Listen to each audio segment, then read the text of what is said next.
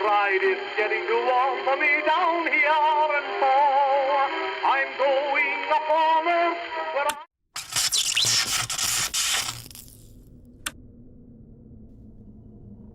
Halo, nama saya Jo. Saya berasal dari Bandung, tepatnya di daerah Soreang. Kali ini saya akan berbagi kisah pengalaman bertemu dengan sosok yang tak kasat mata. Kejadian ini terjadi pada tahun 2014. Ketika itu umur saya masih 25 tahun. Dan kejadian ini terjadi di kampung saya sendiri. Saat itu kebetulan saya belum mendapat pekerjaan yang tetap. Jadi masih asik nongkrong sana-sini bareng anak-anak di kampungku. Terkadang saya malah sering sekali nongkrong bareng orang yang jauh di atas usiaku saat itu. Termasuk Mang Idan. Mang Idan ini orangnya ngeper banget. Mau itu ke bapak-bapak seusianya maupun anak-anak kemarin sore termasuk saya. Oh iya, Mang Idan ini juga cukup terkenal di kampungku. Sering berurusan dengan hal-hal yang berbau gaib. Apalagi pada tahun itu di kampungku lagi booming soal pasang nomor togel. Nah, Mang Idan inilah termasuk pemburu nomor togel itu. Pada suatu sore ketika saya sedang asik ngopi dan nyebat di pos ronda yang gak jauh dari rumah saya, Mang Idan datang nyamperin saya. Jang, nih antong we ngopi di dieu. Nah acan menang gawe teh, katanya.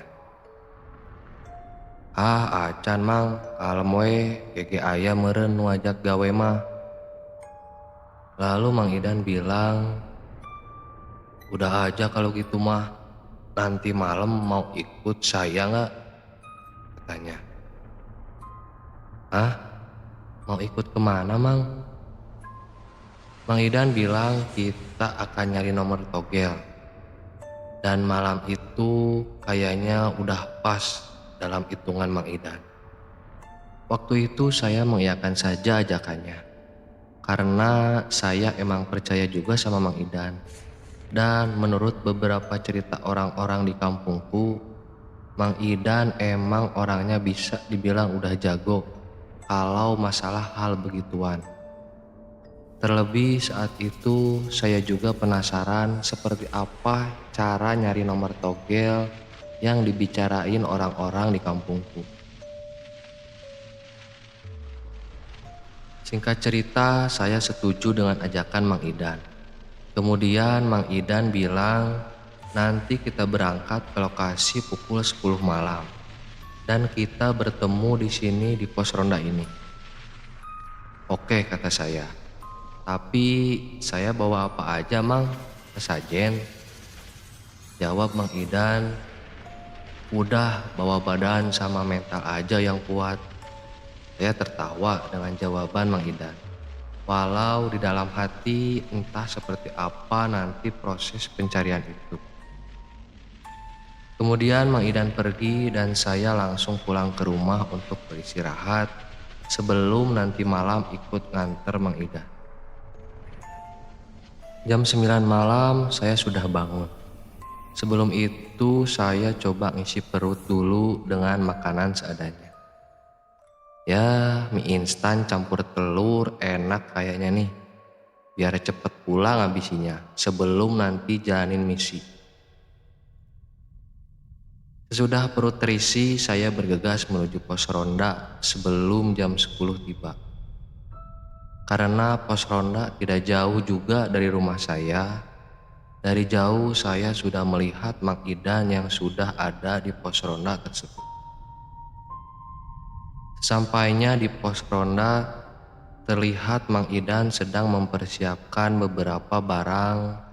Terlihat ada kresek hitam yang entah apa itu isinya, dan 4 buah wadah dari anyaman bambu yang orang sini bilang pipiti.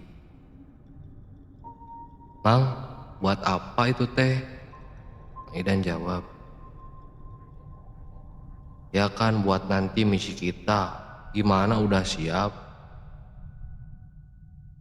Saya bilang, "Ayo gas." Sebelum berangkat, Mang Idan ngajak saya untuk ngopi andalannya dulu. Kopi hitam dan rokok kretek gudang garam merah. Kayaknya satu hal yang wajib sebelum kita melakukan hal-hal seperti ini. Di sela-sela kami ngopi, saya tanya, "Mang, kita teh mau cari di mana? Terus tujuannya di mana, Mang? Terus saya sendiri harus melakukan apa saja?" Idan jawab, "Nah, gini Jang, lokasi tujuannya kita akan cari nomor togel di kuburan umum belakang kampung kita.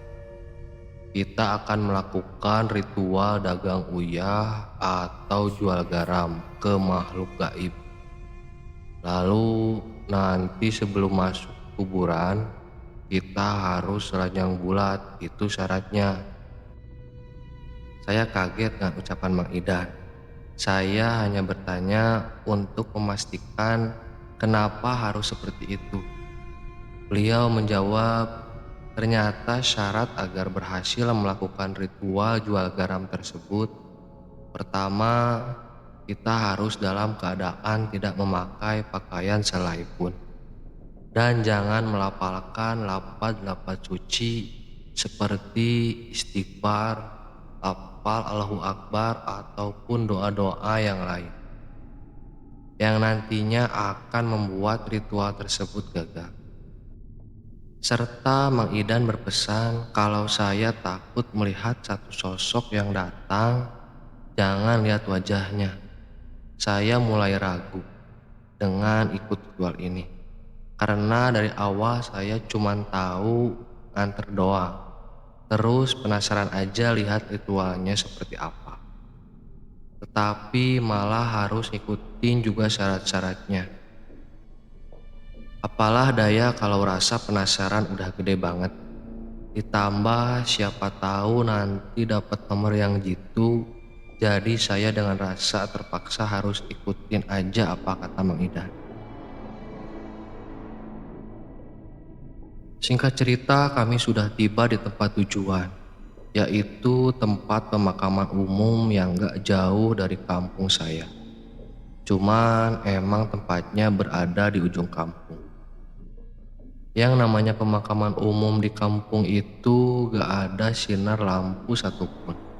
Cuman kebetulan malam itu bulan sedang terang-terangnya. Kami masuk ke kuburan tersebut dengan tidak lupa melakukan syaratnya dengan melepas semua pakaian kami. Saat kami masuk, suasana di dalam langsung berbeda. Udara mendadak dingin, angin bergerak lambat, namun tiupannya sangat berbeda dengan di luar area pemakaman tadi. Mang Idan langsung memberikan barang buat melakukan ritual tersebut, yaitu wadah anyaman kecil yang disebut pipiti dan kayu serta tali yang dijadikan tanggungan. Sambil berjalan, Mang Idan langsung menjajakan jualannya seperti selayaknya pedagang normal. Uyah uyah, uyah uyah, uyah uyah, sok kadarieu. Ieu uyahna hilian we jeung nomor alus. Atau secara bahasanya, garam-garam, garam-garam, yuk mari ke sini. Ini garamnya tuker aja sama nomor yang bagus. Kita berkeliling, perkiraan saya itu udah 1 jam lebih. Tapi belum ada sosok yang muncul dan membeli garam tersebut. Saya mulai ragu, apa ini akan berhasil atau tidak. Sampai saya menyadari sesuatu, yaitu pintu keluar kita udah gak ada. Padahal area pemakaman ini gak terlalu luas, terlebih akses masuk dan keluarnya itu cuman ada satu. Saya sontak bilang ke Mang Idan dengan nada sedikit takut. "Mang, coba lihat, kita tadi udah muter-muter tapi ada yang aneh. Pintu masuk kita yang tadi gak ada, Mang. Terus nanti kita keluarnya gimana?" Mang Idan menjawab, "Udah santai aja, kita harus usaha terus. Emang kayak gini tantangannya, yang penting kita jangan nyerah." "Oh iya, Emang baru inget Jang, mending kita cari kuburan neneknya Emang nih. Siapa tahu dia mau ngasih ke cucunya sendiri." Di situ saya sedikit heran dan bercampur dengan perasaan takut. Emang bisa seperti itu? Terus nanti kalau neneknya si Mang Idan bangun kan serem juga liatnya. Saya ikut aja ajakan Mang Idan walau perasaan takut semakin mengikuti. Di tengah perjalanan, Mang Idan tidak lupa dengan menjajakan terus dagangannya. Uyah uyah, uyah uyah, uyah uyah. Saya dikagetkan dengan sosok yang ada di depan kita. Dari jauh terlihat sosok yang sangat seram mendekati kami. Sambil mencoba mengucek-ucek mata karena takutnya saya salah lihat. Tapi benar, itu sosok Jurik Ekek Paeh. Mungkin tepatnya hantu tengkorak. Dia tepat berada di depan kami. Saya sontak mundur ke belakang Mang Idan. Karena saat itu saya sudah syok melihat pemandangan yang ada di depan saya. Pada saat itu saya ingat kata-kata Mang Idan. Kalau saya takut, jangan lihat mukanya. Saya hanya menunduk dan terdiam.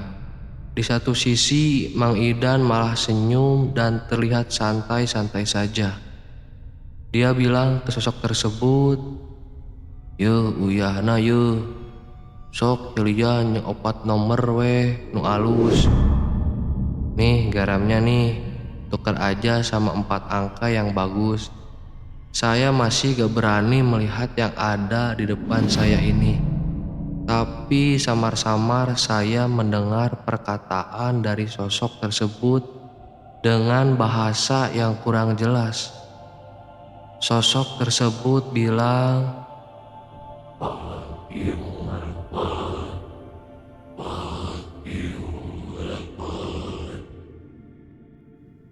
Mang Idan langsung terlihat fokus dengan ucapan sosok tersebut. Mang Idan berkata, "Minta 4 nomor ah, jangan 3. Minta 4 nomor ah, jangan 3.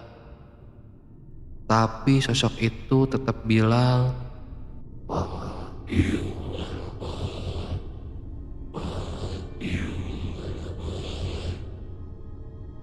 "Ya sudah," kata Mang Idan. Dengan sedikit rasa kecewa, lalu Mang Idan melempar garam tepat ke bawah sosok itu. Sambil berkata, "Terima kasih ya." Dan perlahan sosok itu hilang diiringi munculnya asap putih yang seperti melahapnya. Setelah kejadian tersebut, saya bilang ke Mang Idan, "Mang udah aja yuk, ngeri Mang euy." Tapi dengan santai, Mang Idan bilang, "Ah, baru juga ketemu satu sosok, terus dia cuma ngasih 3 nomor. Udah kita langsung ke kuburan nenek saya yuk."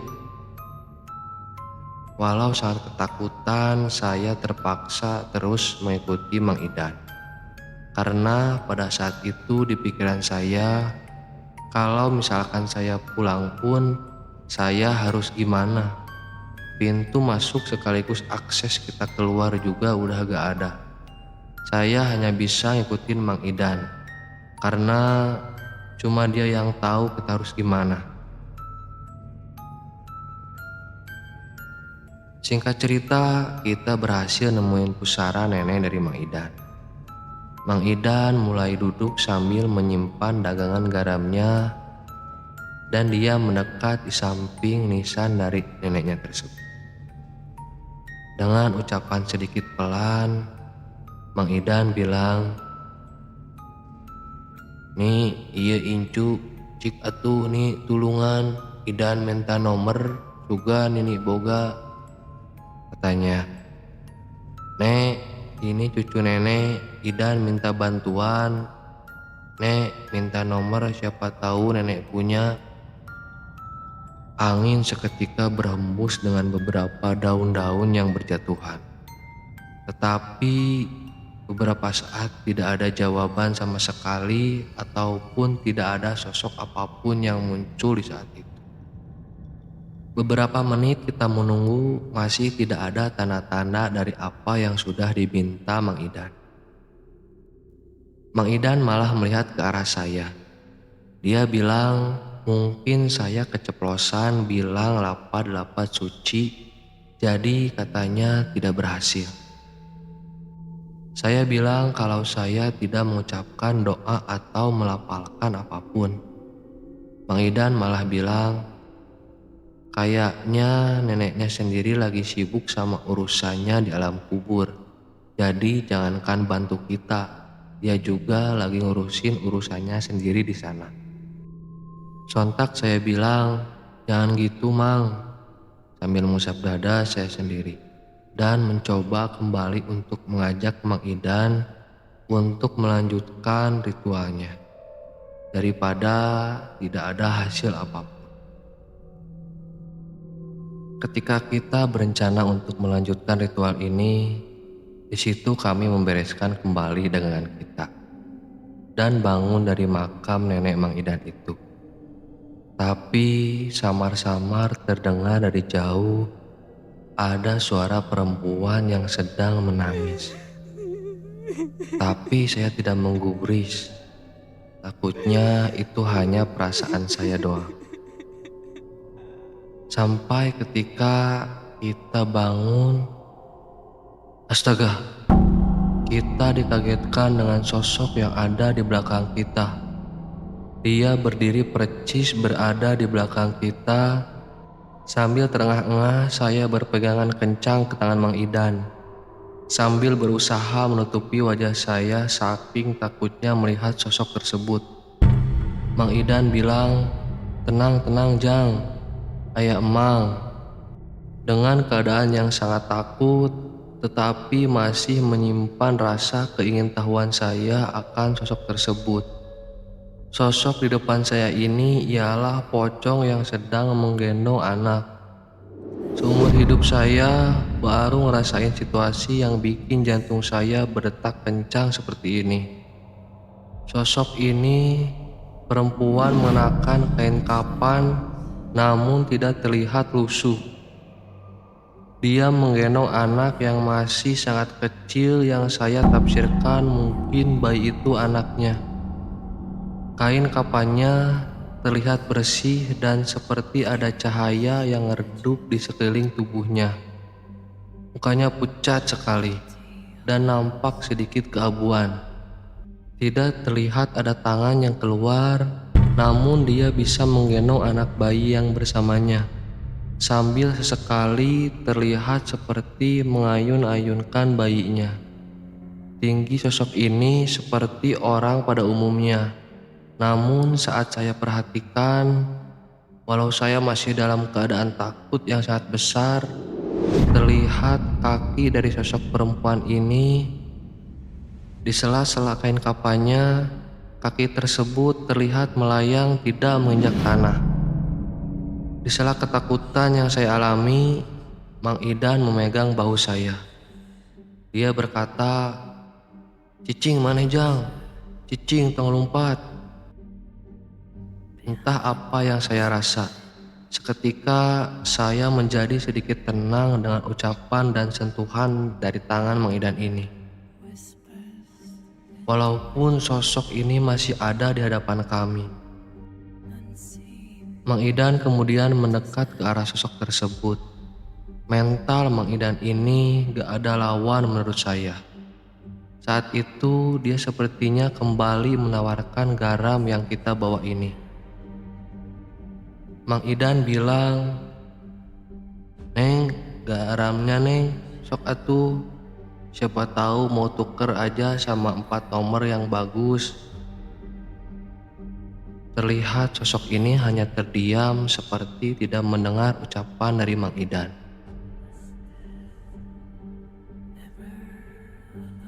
Mang Idan melihat ke arah saya sambil bilang, "Kalem-kalem, belum mau kayaknya." Dia mencoba menawarkannya lagi. "Neng, gimana? Mau garamnya? Enak ini mah garamnya Neng. Coba dulu gak apa-apa. Tuker aja. Emang minta 4 nomor dari Neng." Terdengar sosok itu hanya mengeluarkan suara seperti suara burung hantu. Mang Idan bilang, "Aduh, baru ingat Jang. Sosok gini mah mana bisa ngomong. Dasar jurik musingin."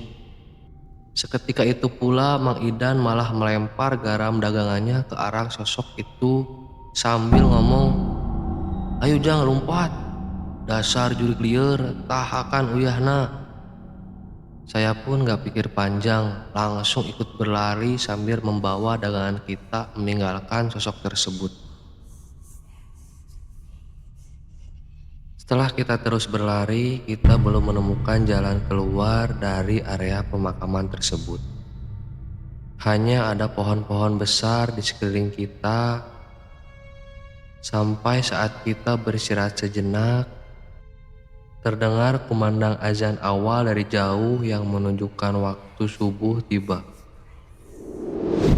Mang Idan bilang, "Nah Jang, baru kita bisa pulang sekarang."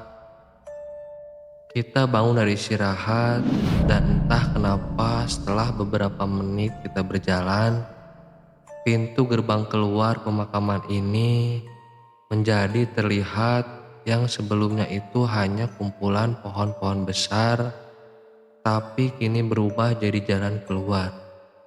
Akhirnya, ucap saya. Singkat cerita, kita berhasil keluar dari area pemakaman tersebut. Terlihat Mang Idan sedang membereskan dagangannya. Lalu Mang Idan bilang, "Besok kita coba pasang nomornya. Siapa tahu tembus." Dia bilang kita cuma dapat nomor dari sosok tengkorak tadi. Dan itu pun tidak jelas, kata Mang Idan. Yang intinya kita yang harus menafsirkan nomornya sendiri.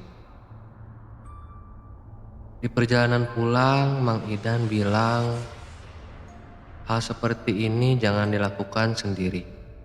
Apalagi kalau hanya modal nekat saja." Mang Idan berpesan, jangan ditiru juga karena ini hanya keterpaksaan semata. Sebenarnya saya masih kagum atas mental bajanya Mang Idan. Bisa tenang saat berhadapan dengan beberapa sosok yang kita temui semalam. Walaupun hal seperti ini sangatlah salah dan sangat beresiko, tapi saya rasa ini menjadi pengalaman yang gak akan terlupakan di hidup saya. Singkat cerita, kami sampai di rumah masing-masing dan langsung beristirahat.